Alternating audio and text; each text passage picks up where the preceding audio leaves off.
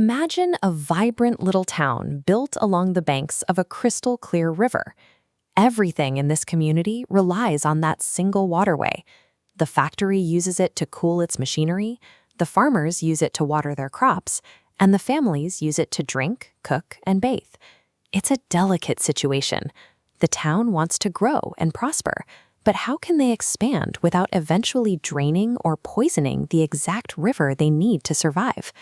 The answer isn't simple, because the town is constantly being pulled in three different directions: the need for money, the need for human well-being, and the need for a healthy environment are constantly competing for priority. Managing that tug-of-war is what we call sustainability.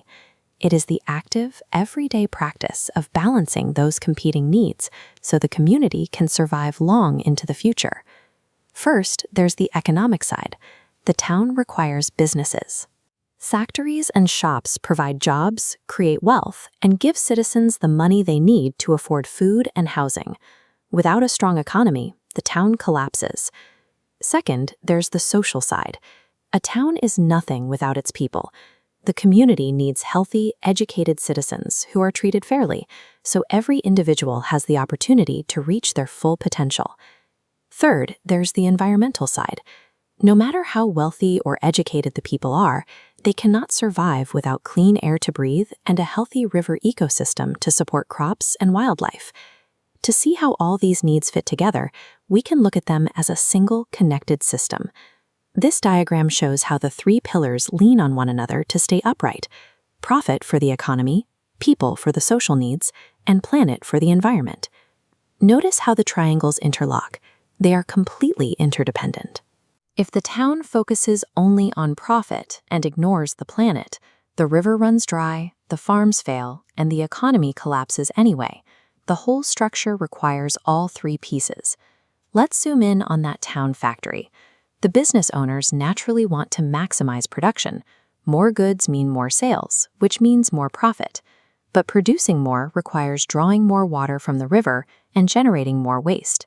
If the factory expands too aggressively without caution, the physical results are devastating. The surrounding land gets excavated and stripped bare, and the clean river turns into a muddy, polluted hazard. That environmental damage creates a massive social cost. People who rely on the river get sick. Medical bills pile up, kids miss school, and the overall potential of the community drops. Then there's the issue of fairness to others. Imagine a poorer town situated just a few miles downstream. If the wealthy factory town uses up the clean water and passes down the pollution, the downstream neighbors suffer the consequences of an economy they don't even benefit from. We also have to think about fairness across time. The children of the town will eventually inherit the land. They deserve a river and an ecosystem that is at least as diverse and productive as the one their parents enjoyed. To resolve this, the factory has to change. It needs to become much more resource smart, finding ways to do the same work while using far less water and creating almost zero waste. This requires rethinking how we measure growth.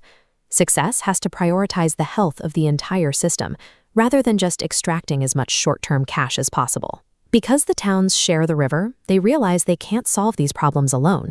They have to form a council, sit down together, and agree on how to manage their shared water supply. In the real world, this is why nations gather in large international forums, like the United Nations. They meet to hash out common goals for sustainable development on a global scale. These assemblies create shared environmental standards. By agreeing to the same rules, they ensure no single country can gain an unfair economic advantage by polluting their environment for free while everyone else pays to keep things clean. It all comes down to accountability. When industrial waste isn't managed locally, it washes up on shared shores. The physical cost of bad practices piles up on beaches around the world, proving that we all live in one highly connected global village. Addressing this often requires the richest nations, who historically built the biggest factories and produced the most greenhouse gases, to take on a larger responsibility for funding environmental restoration. Because our economies and ecosystems cross borders, our common interest in surviving can only be protected if we cooperate and share the responsibility. And of course, the town with one river is Earth. We are all neighbors sharing the exact same atmosphere, oceans, and finite resources. The tension between making money, helping people, and protecting nature is permanent. It isn't a math equation you solve once and forget about. That's why the real secret to making this work is building strong organizations. We need governments and businesses staffed with people who are skilled at turning big promises into real-world action. An international treaty is just a piece of paper if there isn't a strong team backing it up. Without people monitoring the water, inspecting the factories, and enforcing the laws, everything quickly reverts to business as usual. Reaching our goals takes active, continuous management.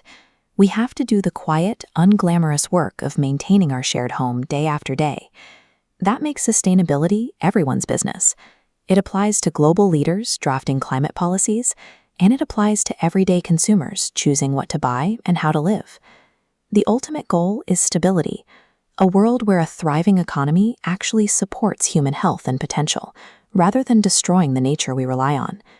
If we look at these three forces one last time, profit, planet, and people, we see that when we manage them responsibly, they interlock. They support each other to form a unified, solid foundation that can stand the test of time. We are all drinking from the same river. Our future depends entirely on how well we balance these pillars together.